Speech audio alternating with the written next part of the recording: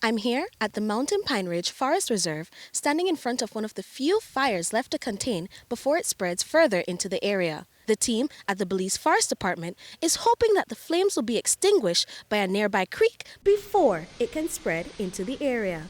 The past 7 days have been a continuous effort to extinguish the flames making their way through the Mountain Pine Ridge Forest Reserve, Belize's oldest and largest forest reserve.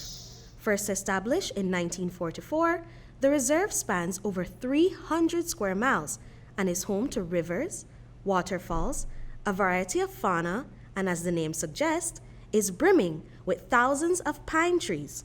However, this natural resource, beloved by locals and tourists for its picturesque views, was recently put at risk when a wildfire broke and quickly started spreading within the area.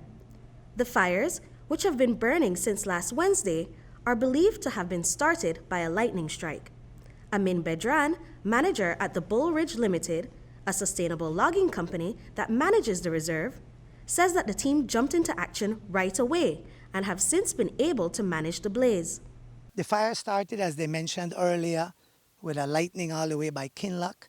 We are, I would say, east of Kinloch. The fire continued down towards the dam, and we were working on this front. As you can see, if the fire had crossed this line, we are on Bucky line, it would have been devastating because it would have burned all the way up to Granite Cairn.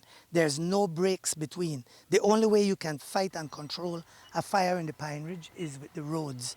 You can't out this with fire. You have to fight fire with fire by doing backburns. As Bedran mentioned, some of the fires were not doused with water. Instead, a method called backburning was used.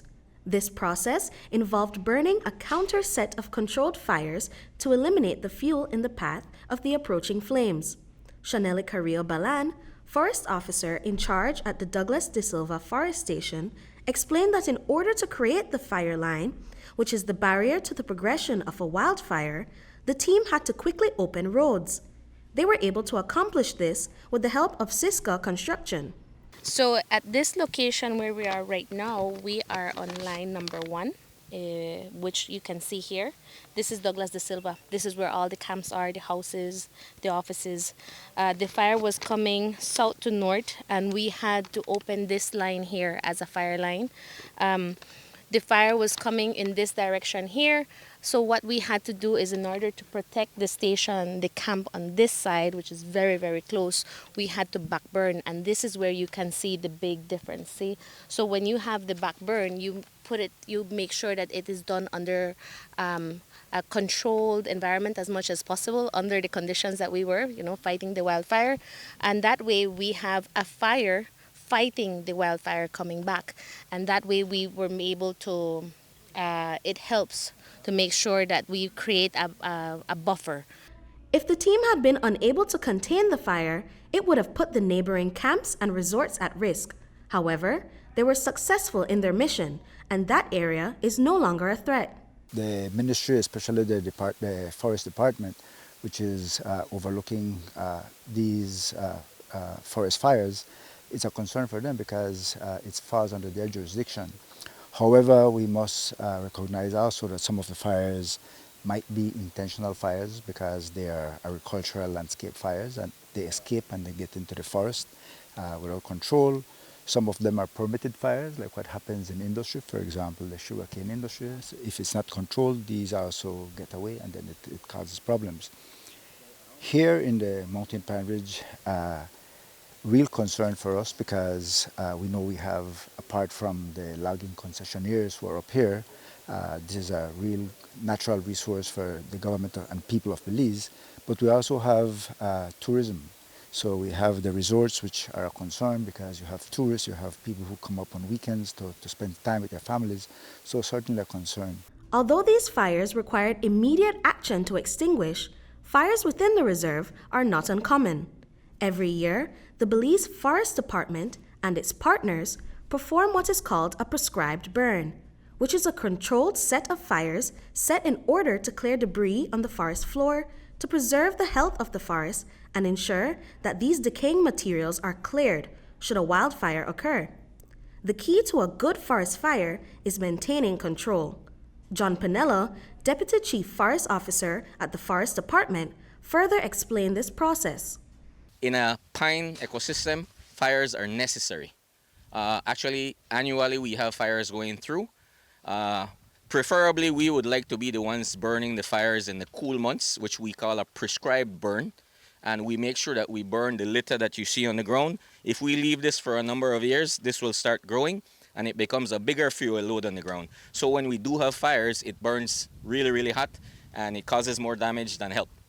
But ordinarily, the ecosystem needs fires. So that is not, you don't want to say that the fire is causing negative effects. It is in some areas, but mostly it's the good fires we're having. While the Forest Department led the charge in containing the fires, it was a collaborative effort between multiple stakeholders. The Chalia Dam is used to generate hydroelectricity for Fortis Belize. As it is situated in the Mountain Pine Ridge, the company was quick to offer assistance in the fire response mission. Tedford Pate, Operations Manager at Fortis Belize, told us about these efforts. We drove all the way to the location to see the extent of the fire, and we noticed that it was quite significant.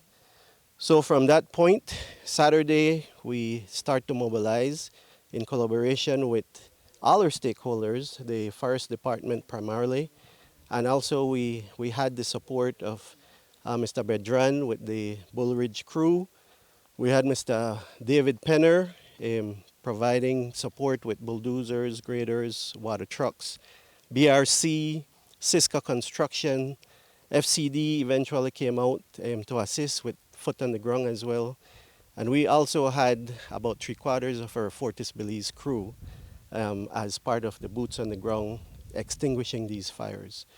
So Astrum, however, was then summoned with the help of a helicopter to assist in this effort. And it was very, very effective using that form of support. We wouldn't have been this successful if it wasn't for the Astrum helicopter dousing the fire with water right here from the reservoir.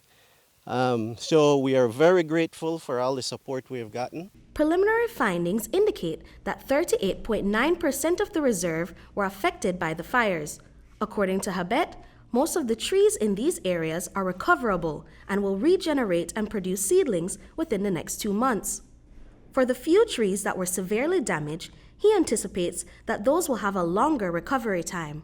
From what we understand is that within 3-4 months you will start seeing the seedlings already. Of course, many times on natural conditions you don't come out to do the thinning unless you do the planting. But the thinning is actually done by way of doing your burns, and prescribed burns are very important. And it is something also where we are looking at lessons learned. Areas which possibly haven't been burned for a while have now been burned purposely. But also the department is looking at maybe addressing some of these burns and prescribed burns during the cooler part of the year, maybe November, December, after the rainy season has ended, to do some of those burns so that then you can still eliminate the extra material and fuel that's on the ground before the dry season commences. While the teams continue their efforts to contain the few remaining fires, the public is advised to proceed with caution if they are planning to visit the reserve within the next week. Britney Gordon for News 5.